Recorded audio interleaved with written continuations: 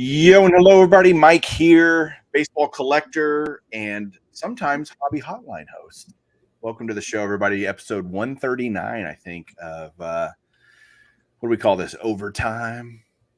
We should call it overdrive or super drive or whatever, but we're going to be talking hobby stuff tonight. Thank you for joining us. I've got Uncle Rich Klein tonight with me and Bo, 1 Million Cubs cards fan person. No, we have a great group of folks here to talk tonight. All of you guys out there chatting, make sure you chat amongst yourselves, ask us questions. We'll happily answer as many as we can and go through this. Rich, Bo, how are you guys doing?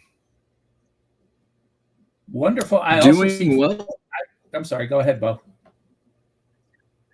Oh, just doing well. I feel like the I'm not worthy. I feel like Wayne's World. I'm not worthy with Mike and Rich in the panel today. So I'm excited for tonight's show. I was going to say I see some of my favorite people in the chat, which is always good. I see OG in the chat. I see Rocco, who I learned a lot about when he had a series of interviews with Dr. Beckett, Logan, our fellow, and John, our fellow Hobby Hotline co-host. And I don't know who else is in the chat, but make yourself known. You know, Bo, I look behind you and I see all those boxes and it gives me anxiety. So it gives my wife anxiety too. That's why she never comes downstairs. I mean, look at my room. I mean, it's different. Well, you can see a little thing, but let me assure you, my office is back to being filled with cards again. Oh gosh! At one point, we had 750,000 cards in my office, my work office, and cards are fungible. I've sold my office twice for the brother, and this is all for the Brotherhood of the Dot Havarim, and I've also sold a storage unit for them, and I still have now about 400,000 cards in my office. And I'm not, and because I didn't know until recently that I know Bo and I are both have promoted shows, or I have promoted, and Bo still is. And we may talk a little later about that. But one of the things is that we give away cards at the door, which is a unique concept. Totally. I don't know, Bo, if you know that, but I went to Ty's house up in Idaho last weekend, not this past weekend, but the weekend before. And his garage looks completely like your downstairs does. And I was like, I don't even know where to start, man. He wanted me to sort through some cards and go through some boxes. I'm like, I don't even know where to go. I don't even know what to do. Yeah, this is all cool stuff, but I'm like, it was overwhelming and it blew me away. So good luck. I mean, I've seen your stuff, but I thrive in chaos. And yeah, I saw your video when you were up there, and as you were talking about it like I could feel exactly what you were living through, going through his stuff, and that's what I love. I thrive on that chaos. There's our good buddy saying tonight our job is to convince Bo to come to the Dallas show this year. It's a bucket list. I don't know if it's gonna happen. If it does, it'll be in the second half of the year. But Dallas Card Show is definitely on my short list of items in the next year to accomplish. So that is good. Let me say hi to some folks. I like Rocco already. Good evening, folks. Looking forward to a great hobby chatter. Let's talk vintage. Okay, great. I don't think you're getting any argument from these guys. That 70s card show is here. These fellas I always start on time, man. I don't know how to do it any other way. Yo, yo, yo. It's actually yo and hello, but that's all right. It's just a fake Zoom background. They're talking about your background there, Bo. Jenny Miller, welcome. Zach. dream team here. Well, at least those two guys. But so let's talk about shows for a second, because obviously Rich and I have been to the Dallas show probably every time, or close to every time it's even occurred. It's now a 6-time-a-year card show. It's become one of the biggest shows in the country. I want to talk a little bit about the National tonight, because that's going to be here before we know it. But as you guys promote shows, what's it like to start a show, and how do you get people to actually show up? Promote. Get the word out and keep at it. I mean, you almost, as you start the show, you almost have to live the show for a month or so to get it off the ground. And sometimes you have to do it twice or 3 times. Bo's gone from 15 tables to 120 tables at the peak. If he uses 2 rooms, it's 120 tables. He started with 15. I never wanted to be that big. I'm happy with about 40 to 50 is my max. But you promote, and I still promote. I mean, I will tell you that I talk to Kyle, not every day. I talk to Kyle a couple times a month. I go over, the store is literally across the highway from my office, so it's an easy enough trip. Plus, since I sold my inventory in January, we're doing ComC at all Kyle shows. So it's legitimately a business trip too, just to talk about what's going on. And I will tell you, Kyle puts notes in places you would never think of. Because I'll Google Dallas Card Show, and then it'll show some fascinating places he's put notices in. And, and then it started growing upon itself. And that, takes over the hotel 6 times a year. It's absolutely amazing. Bo, do you go to promote? Do you go to different local hobby shops and try to get the word out there, or put it in papers? What do you do? It's grown organically, and it's something that I'm learning basically each month. I'm learning something new on how to better promote the show. Like Rich said, we started, my first show was a year ago, almost to the day, April 20th of 2021. I had 15 paid tables in a 5,500 square foot ballroom. It looked cavernous.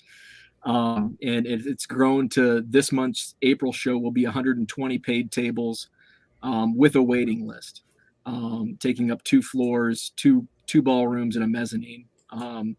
Facebook advertising has been huge, and it's something that I started just kind of dip my toes in the pool, and then listen to some podcasts, some social media marketing podcasts on best practices on how to utilize the Facebook advertising marketplace. Obviously the first place I went to was the Beckett calendar. That was number 1. Get it on the Beckett calendar, get it on Sports Collectors Daily or Digest, one of those two. Promote on the forums, Twitter, Facebook, Instagram, those places. But by and large, the biggest growth I've seen from a standpoint of customers walking through the door has been Facebook advertising. Countless people have commented that one guy was saying he was getting ready to go out for his daily walk. He opened Facebook and he saw the ad pop up. And this was a gentleman who hadn't collected or bought or sold cards in 20 years, and he found it interesting. And I'm getting a lot of that reaction from, especially through the Facebook ads, because it's not, when we look at Twitter hobby, Instagram hobby, the blowout forums, we're living and breathing baseball cards and trading cards. But a lot of people that have an interest in attending a show, they're not.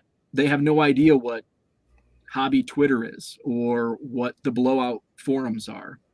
So when they have an ad pop up on Facebook, and I target it pretty broad as far as, Green Bay, I'm in Wisconsin, so Green Bay Packers. So it doesn't necessarily hit only people that are interested in trading cards. It hits people that are interested in sports, and maybe they haven't collected in 30 years, and they've all of a sudden heard of the growth in the hobby within the last 2 years.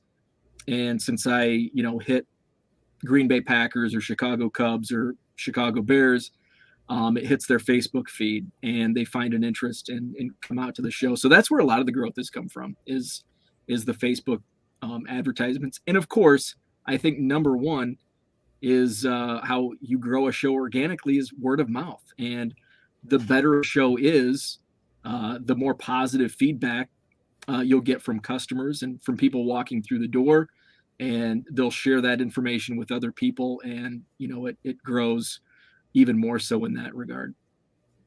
Okay. One thing I also do, and I've picked this up again, obviously, and I did this, and I'm doing this, as part of the ComC, because it's also helping Kyle, because it brings people, is that anytime I'm at the Dallas Card Show, I'm making sure anybody who has any interest in honestly dropping off the cards for ComC gets onto my mailing list. And I have a targeted mailing list. It's about 800 people right now. And I send out I don't want to say frequent reminders, but I will send out, as it turns out, for Kyle's doing a show at it's got a new name, but we call it the Arlington Convention Center. He's doing one at the Arlington Convention Center the week after Easter. And I already sent out an email about that we're doing ComC, because frankly, the price point for the tables was so reasonable that our show event manager just says, just do it. Don't worry if you cannibalize a little the May show. Just at that price point, just for that price point, we'll get the word out of the tables. It's so reasonably priced for being at the convention center, not just the hotel. And I'm going to send out 3 emails, and I've got some responses already. And I'm also going to start slowly. It's, as I said, I'm doing my old synagogue show is beloved by a lot of people. We bought a building. It's going to be a much smaller facility. I only can get about half the amount of tables than I used to get in. We used to do prizes. We'll still give away cards for the door, because I want to get rid of some of these 400,000 cards. But we're not going to do prizes until I see how the show flows and how it lays out. And the tables are going to be cheap. And I'm just going to tell everybody, look, we're beginning from scratch. And I'll put the note in the Beckett, and I'll put the note in Sports Collectors Digest. And to me, I know our mutual friend, Brad, Texas Card Dude, did some shows a couple hours from here. And I would look it up and I say, Brad, he doesn't even list it in the Beckett. I mean, that's a gimme.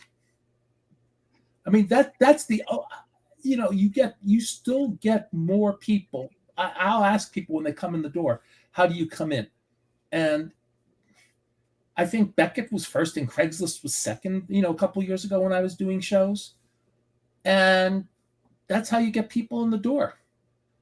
And I would ask, how did you find out about us?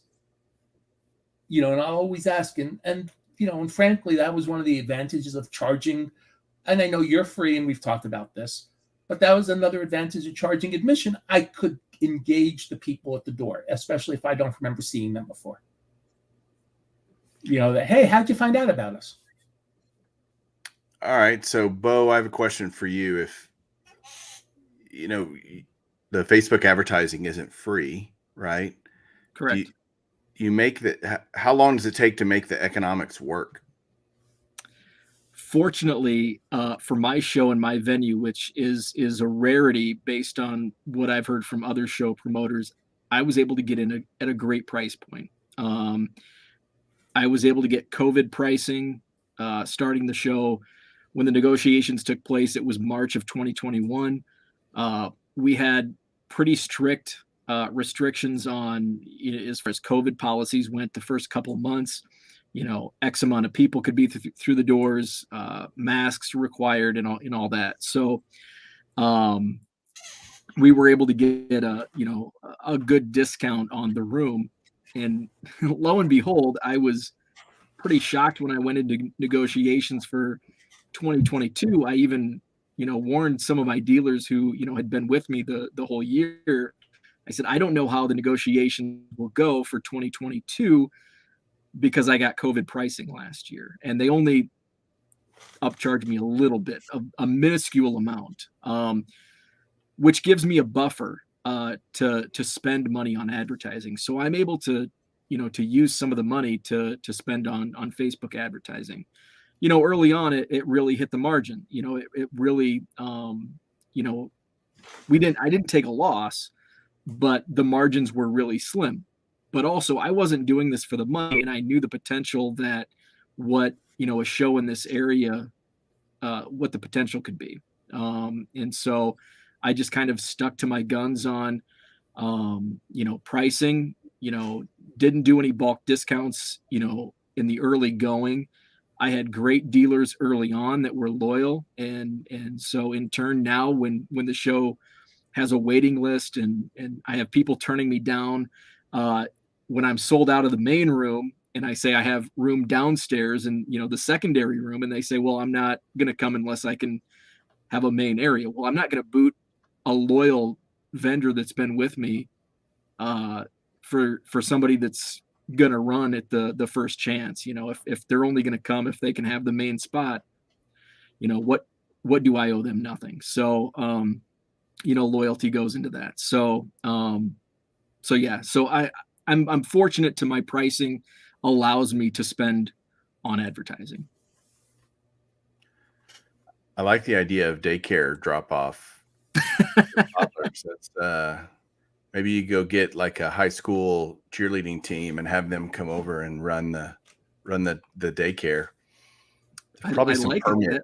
That's a good idea. And when we had there's another promoter, they do some shows, and I'm sure you're familiar with the Wisconsin Dells show. That was like the perfect location. The fam, you could take the family up to the Dells and go to the water park, and whoever's the collector in the family can hit the card show, and then after the card show, go have fun at the water park. But I like that daycare idea. I'm sorry. One thing with the Dallas Card Show is we have Waters Creek across the street. And it may not be daycare for the toddlers, but if you can make it a family event, drop your wife off and a kid, or your husband off and a kid, if in case like Jenny. So I don't want to sound too. I have to respect, and or an older sibling who may not care about cards with, and they could. I mean, there's things for kids to do at Waters Creek. You've actually got things to do. So it's that's almost self-contained by crossing the street. You have to be careful crossing the street, but you can cross the street.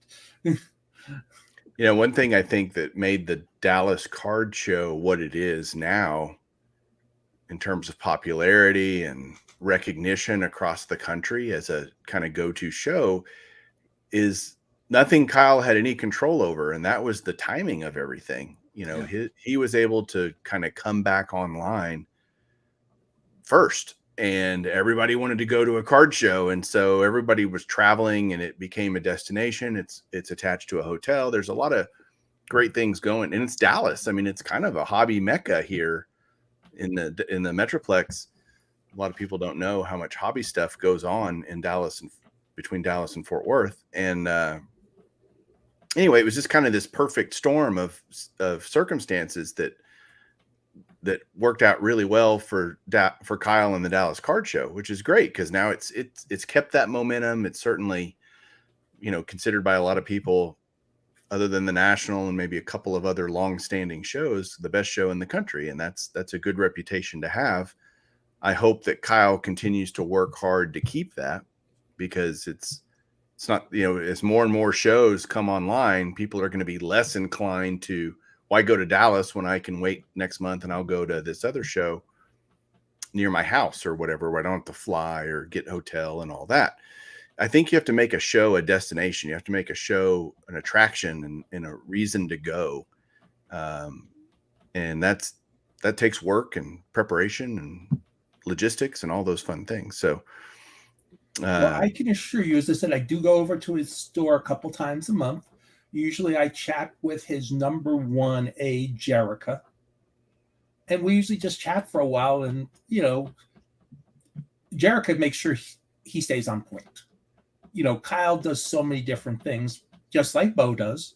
But Jerica makes sure he stays on point, and there's other team members too that make sure because Kyle's very good, and we want him to promote, but he's also a very good dealer.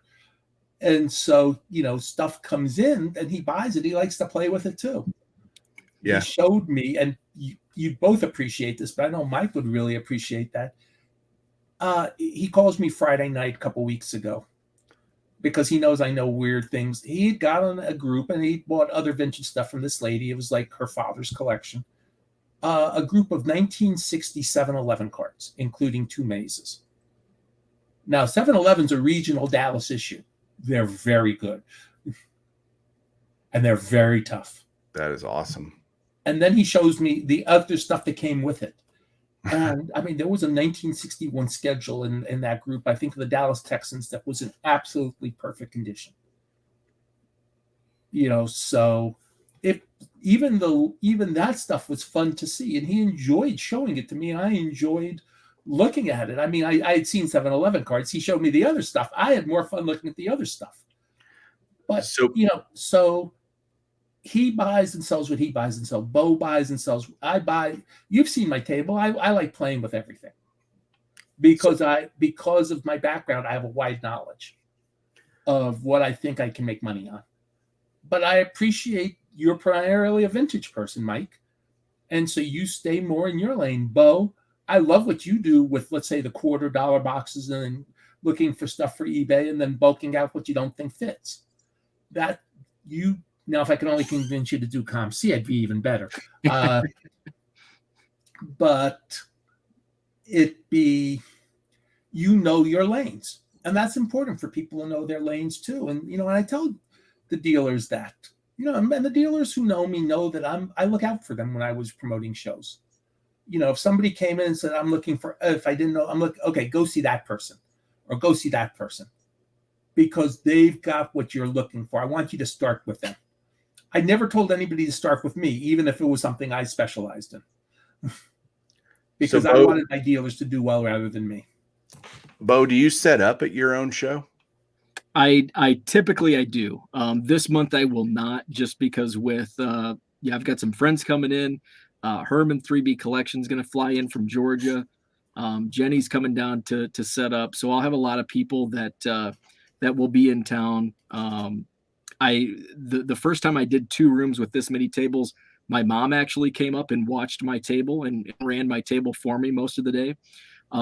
So this month I'm going to take off, but typically when I just have the main ballroom and the mezzanine, I will set up and have my own tables. And I've got a friend that sets up right next to me that, it's mainly one big room, so I can kind of keep a close eye if I do have to walk the room.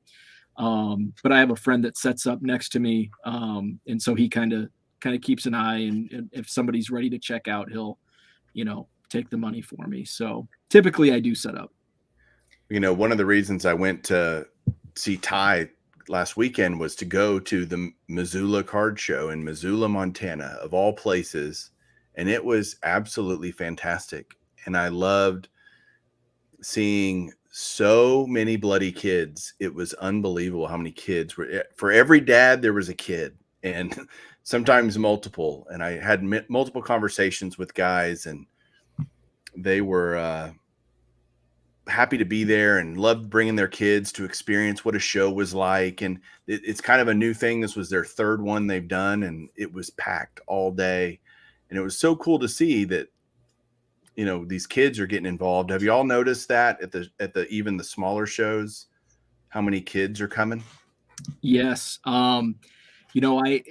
What's neat, this is kind of top of mind. I set up at a show in Rockford, Illinois on this past Saturday, and I had a father-son come up, and the son was probably maybe 5 years old, really young kid.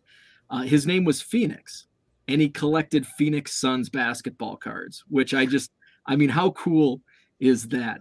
And another thing that I've noticed over the last several months is a lot of kids that are into the hobby more so than their moms or dads. And I'll talk to the parent and they'll say, yeah, I dabble, I haven't collected in 20 or since the 90s, but my son's really into it, my daughter's really into it, and so it's kind of rejuvenated the hobby for the men and women our age, that their kids are into it, and I'm seeing somewhere the parents have returned to the hobby because of COVID, and they've gotten back into collecting, and then gotten their kids into it, and so it's kind of gone both ways, which is really cool to see. What's interesting, you were in Montana with a lot of kids. Our fellow Hobby Hotline co-host Ryan Nolan was, I believe, in Wyoming, and he talked about he had never seen such a percentage of kids at a show before. Actually, he was with me in Missoula, Montana. Okay, I thought it was one. Sorry, I forgot what state it was. Yeah, he was in Montana with us. He said he'd never seen so many, the percent of the kids. It was fantastic. And I love that my perception of that, having been in this hobby forever, just like Rich and everything, but it's easier to get your wife to agree to let you do something if you involve the kids. And so I think, but that's a good thing. Like, I'm not saying that's a negative at all. I think it's a great motivator. And so if you say, look, this is something me and my son love to do. And I know there's people literally in the chat, for example, Lou Rock, his daughter, Bob, does his YouTube videos with him. And it's a family thing. It's a connecting thing for them. And it happens to be something that Lou loves. Right. But when you involve the kids, it makes it a much easier pill to swallow for you spending as much time as you might want to do in the hobby. Your spouse may be much more agreeable to it. And it's just something you can share. And later on, as Bo mentioned, my interview with my dad that I did, it can last for a really long time. My dad inadvertently got me started in the hobby. And through loving baseball and showing me the game and buying cards for me and getting autographs for me and all these different things, that was a father-son thing that, believe me, if you ask him now, if he knew that would lead to what it is now, he might have not done it. No, he is very proud and of how much I love this hobby and what his contributions were to it. So the multi-generational thing matters, is my point. And don't dismiss that. We need to encourage that as much as we can, especially now. Well, my father was a vest pocket stamp and coin dealer. So that must be where I got the collecting gene from. It's definitely hereditary, no doubt. Let's see, last week in OKC, this is from Tom. There were a couple of teens who had their own tables. No doubt you're seeing that a lot more. I know Wake and Break took he had his wife and his kids, because they were basically across from me at the last Dallas card show. And it was great to see the whole family behind the table. Yeah, they were a crazy family, weren't they? They were great. They were great. Great. I'll call it energetic. Let's not say crazy. There you go. Yeah, I didn't mean like negative crazy. Just like, yeah, energetic for sure is a great word. Let's shift gears now to a little bit of hobby news. Ty and I did a show about this on yesterday, as a matter of fact. HGA has been essentially bought out by a private equity firm. Do you guys care? Does it matter? We'll start with Rich. What do you guys think about that news?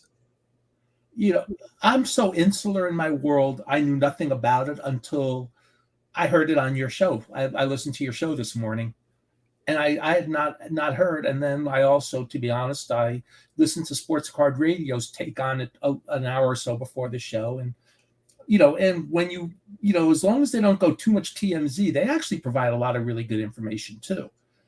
And it was something that one of my friends pointed out when they went to the Mint Collective, and they thought some of the people at the Mint Collective weren't really there not just to hype their stuff, but to hope that somebody bigger buys them out. Where, okay, we're doing this. You need this for your business. So then they may not say it that way, but hey, if somebody from their business sees this is a good idea for our business, let's get them to cash in. If HGA was able to cash in or figure it out, or, you know, Mr. Hit's business realized it wasn't going to work and he found somebody to buy him, that's good. You know, you never like to hear failures in this business. And one of the, and I want to phrase this correctly, but, you know, in the very early days of the hobby, we had so many hobby publications that came and went. And this is pre-1979. This is like through about 76, 77, 78.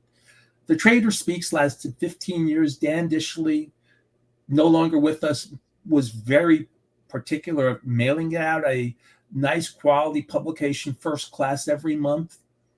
You know, he would give you a free ad each year for subscribe, a free 50-word classified ad for subscribing. It was really a you know, in Sports Collectors Digest, they may have had inconsistent delivery. Trust me, there'd be times I'd get one issue the day after I got the issue that came out 2 weeks earlier.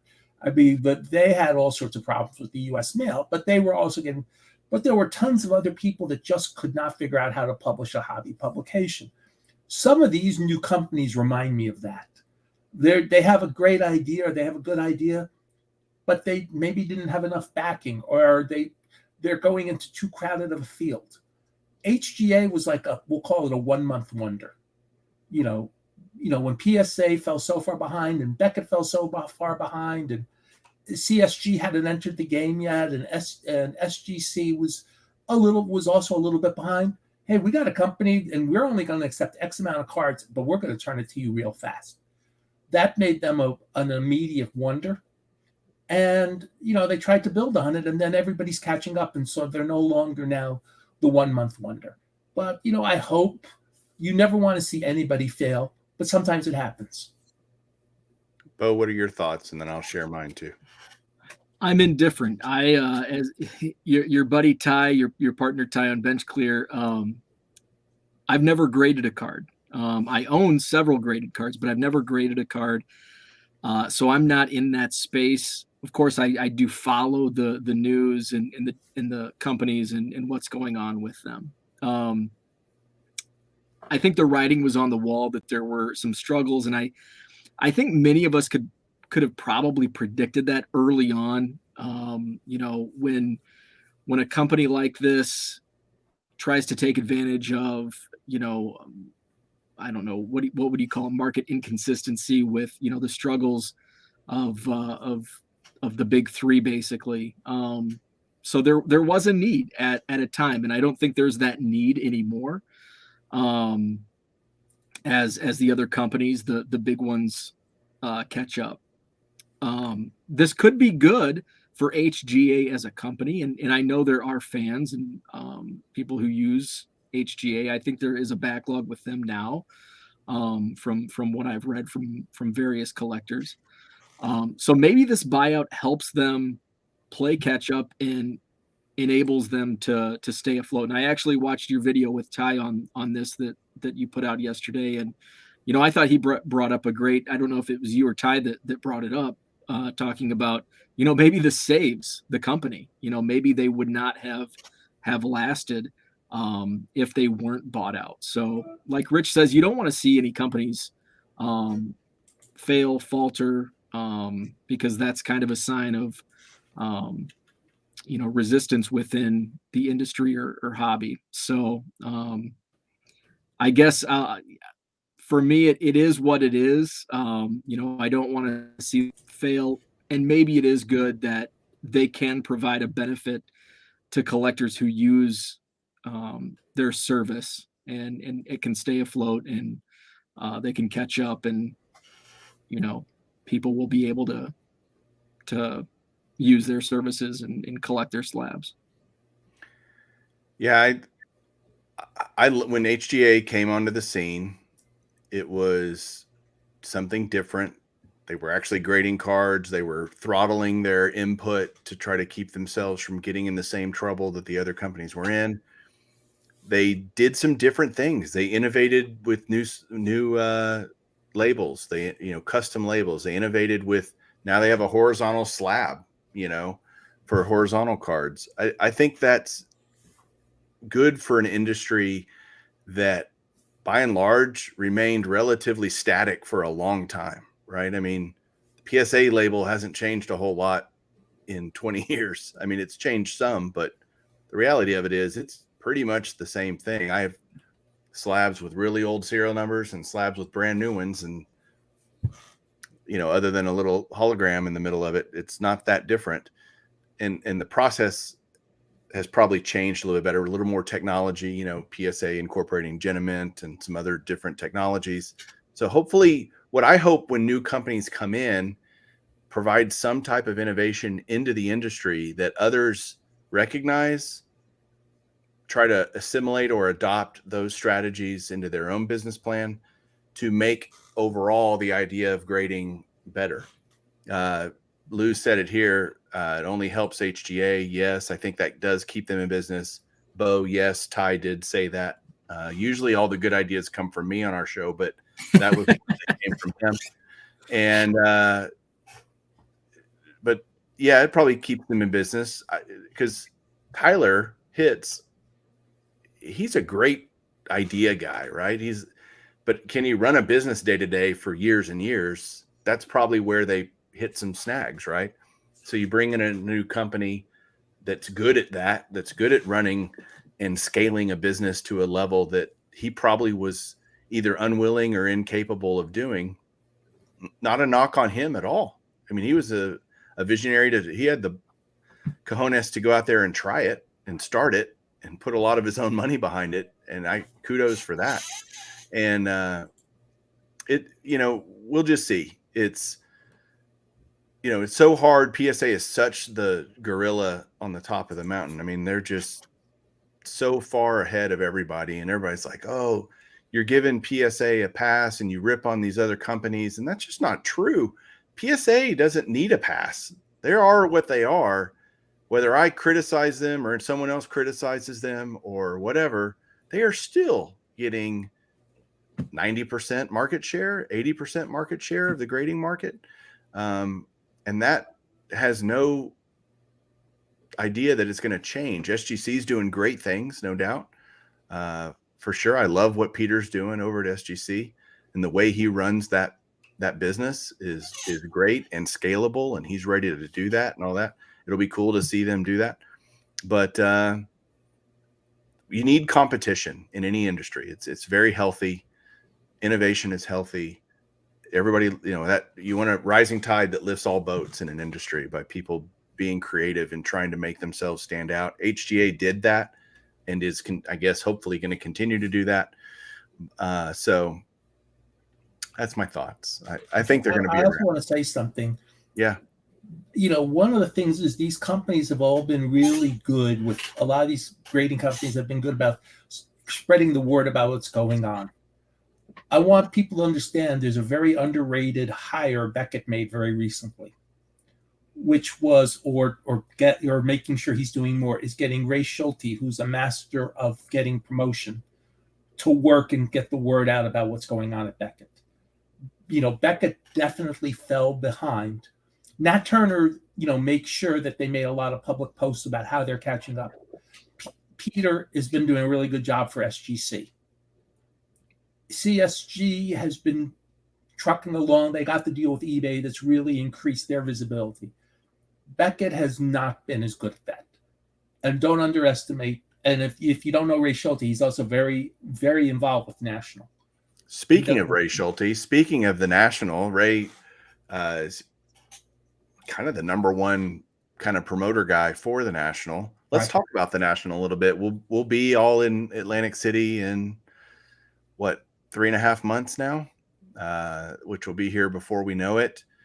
I assume, Bo, you're going. I know Rich is going. Like, Rich wouldn't miss it. He'd rather, he'd reschedule his colonoscopy if he had to go do that.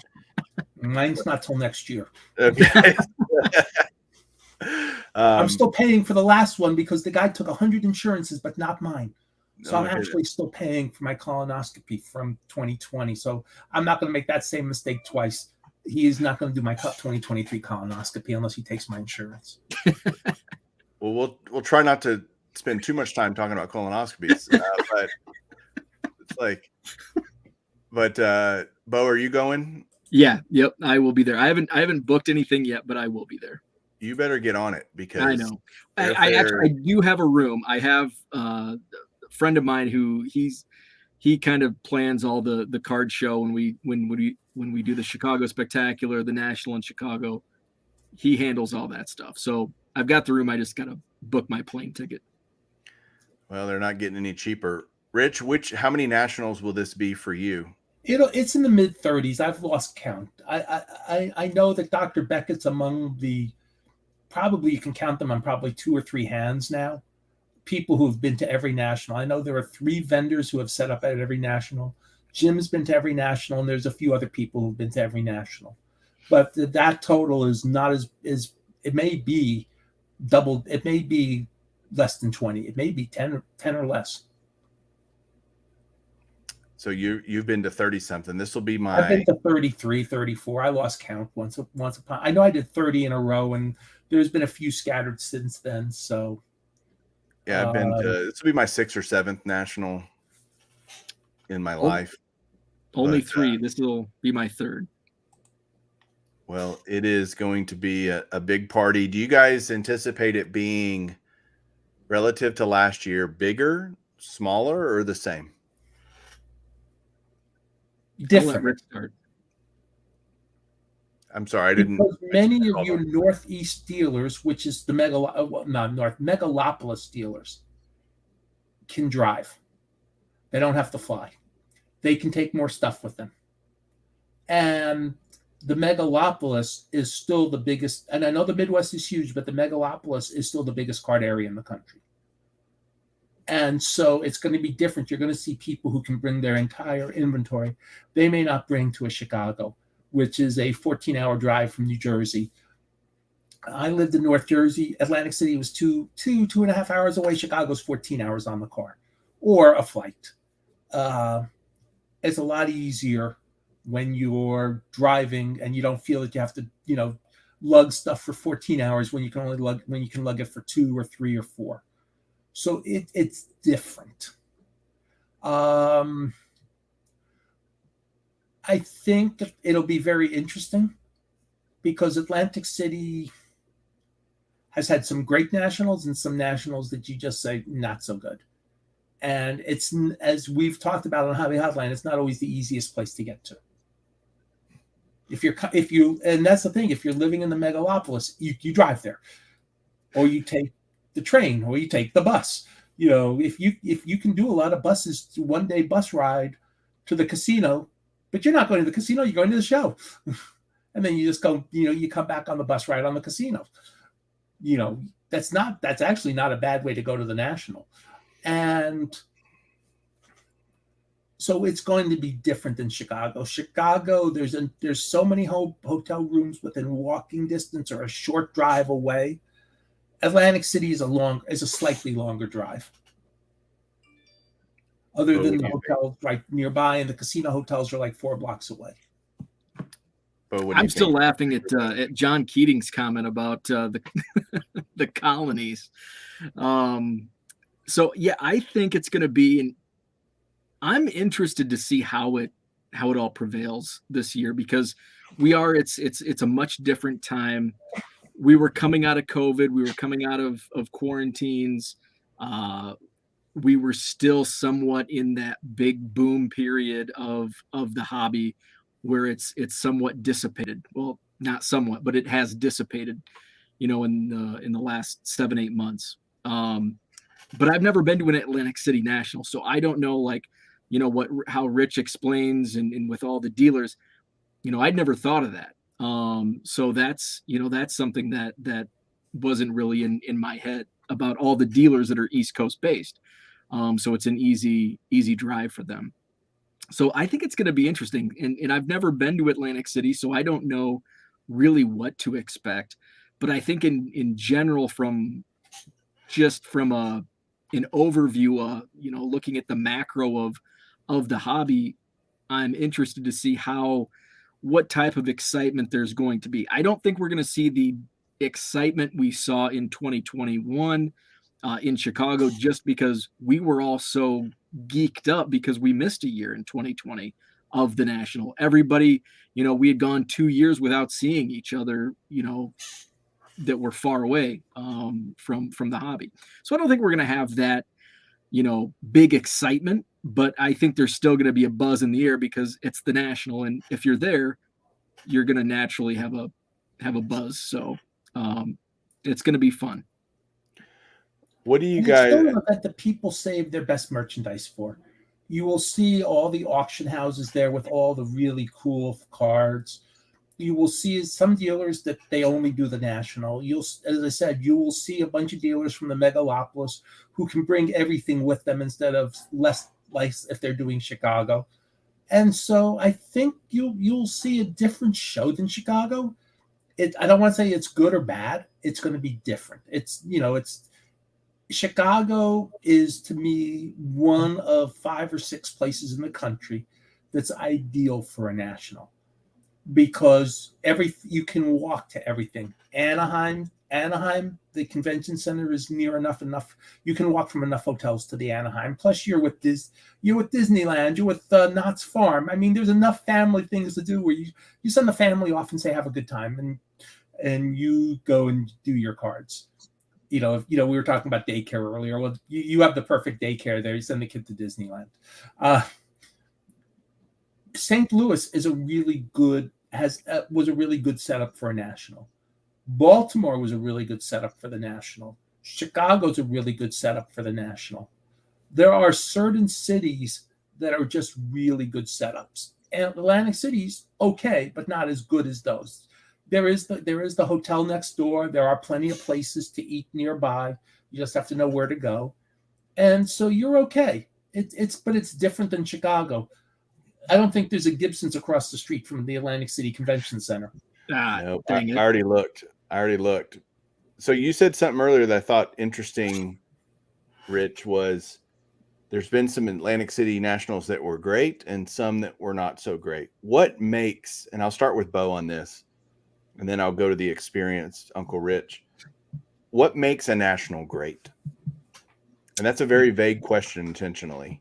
But that's an easy answer for me. It's the people. Hands down, because the National's a destination, and it's, for many people in the hobby, content creators, collectors, dealers alike, many go. And it's a place where it may be, for us in the industry, it may be the only time we see each other.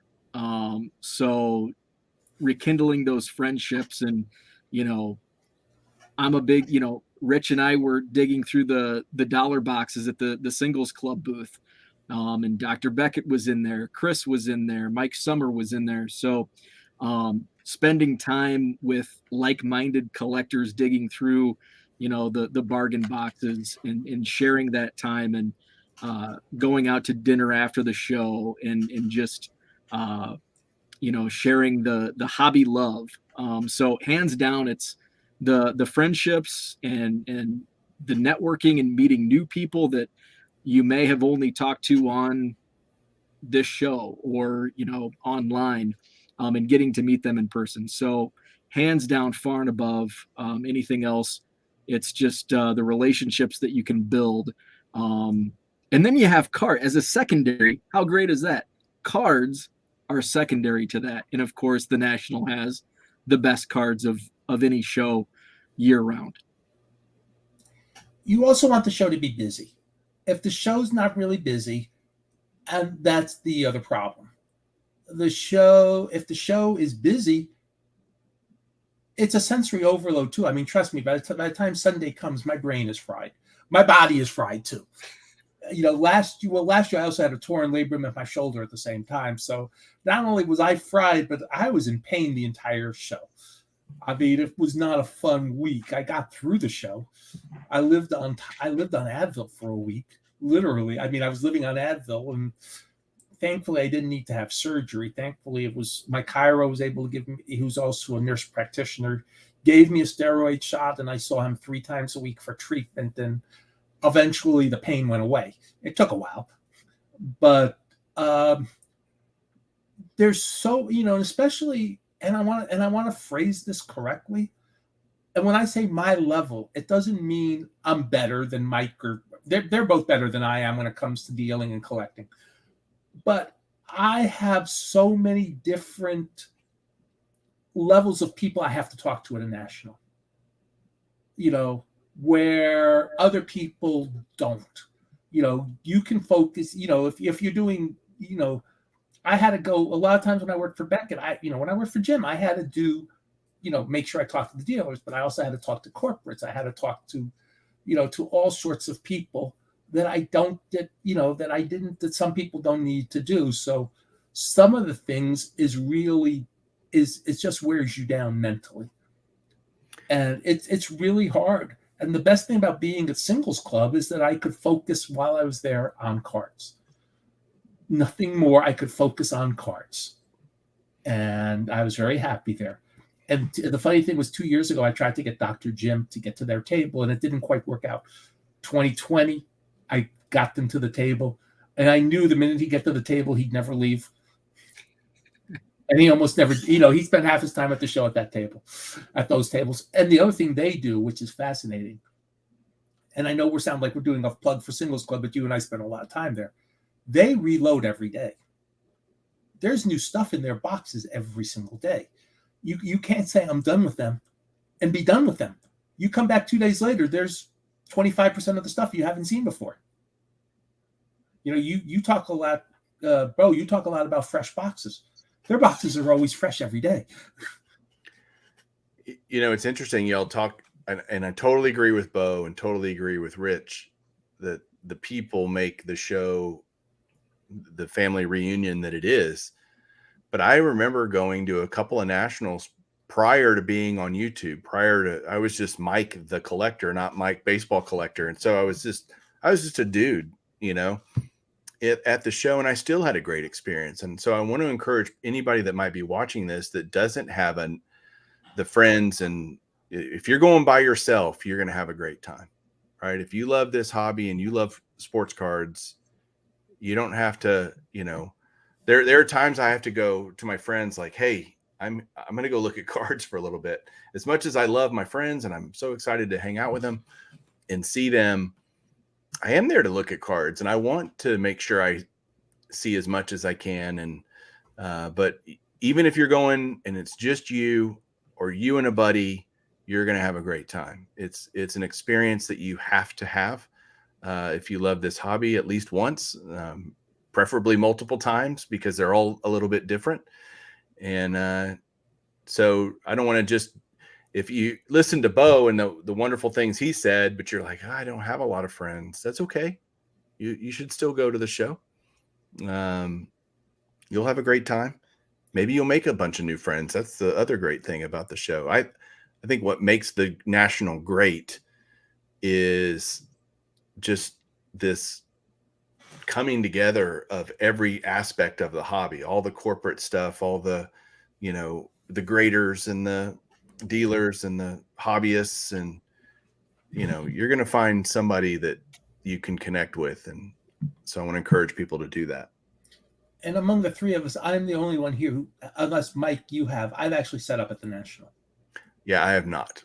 Okay. I set up at 8 nationals, 83 through 90.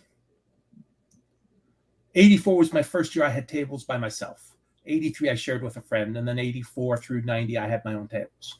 I shared them sometimes. I took consignments, but I had tables. But I was a table holder for 8 years. It was amazing what you would see come up to your tables.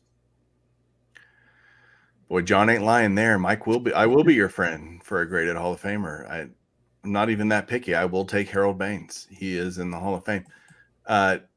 Rich, my first national ever was the 1990 National here in Arlington.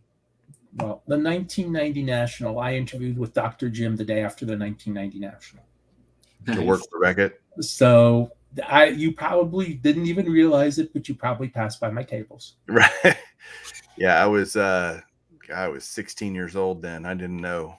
I was just, and it is sensory overload. You use that phrase, Rich, and it's so appropriate for a national, no matter how many That times. was only 400 tables with like a couple corporates. It's 4 times that now. Yeah. And mega times that corporate. There were very few corporates. I think Upper Deck was handing out sheets. No, John, I didn't get that job. Okay. And sports flicks, that was when they actually did that famous tour where they handed everybody the Ryan Score Sports Flicks card that exploded because that card was a $500 card, within an hour after people started coming back. But those were really the only corporates. Topps had no part at the show. Fleer had no part at the show. And other companies, there were almost no auction houses then. It was basically straight dealers. And it was less than 400. It was about 400 tables. Yeah, it's changed a lot. And it's really changed a lot over the last 3, 4, 5 years that I've noticed in a good way. Like it's just gotten bigger and bigger. I mean, Chicago added that second room, and they've got, or not a second room, the carpeted area, towards the back, I guess, where I would go to relax my feet. Somebody said it earlier in a comment. It was a great idea. Like if you wanted to be a, back and foot massager at the National, you would make a killing. You would never have your bench open. You would be ready to go all the time because it's exhausting in the most wonderful way. You get back, you're hoarse and you're tired, and you're like, you don't even remember what I bought, back on Wednesday or whatever. It's and my favorite day is Wednesday. I say this all the time to people. My favorite day to go is Wednesday, just because I love having everything to choose from. I like, if I'm looking for a 54 Topps Hank Aaron rookie or something, I want to have all of them to look at and then make my selection. I know you don't necessarily get the best deals because dealers are less willing to negotiate, although they still do. But I'd rather have the selection than the benefit of Sunday pricing, for example. By the way, while we're talking, there's some great stuff in the chat going on. There is. I can't even keep up with all of it. I can't keep a straight face after Cooter's comment. Hey, we're the sorority. Hey, maybe that's the new name for the show. The Hobby Sorority Girls. Forget the Hobby Hotline Sorority Girls. Yeah, Tom says, my wife is listening and says, you guys sound like sorority girls trying to get everyone to meet at the mall. She says it's cute. Well, it's good to know that we're cute as we finish up here tonight. No.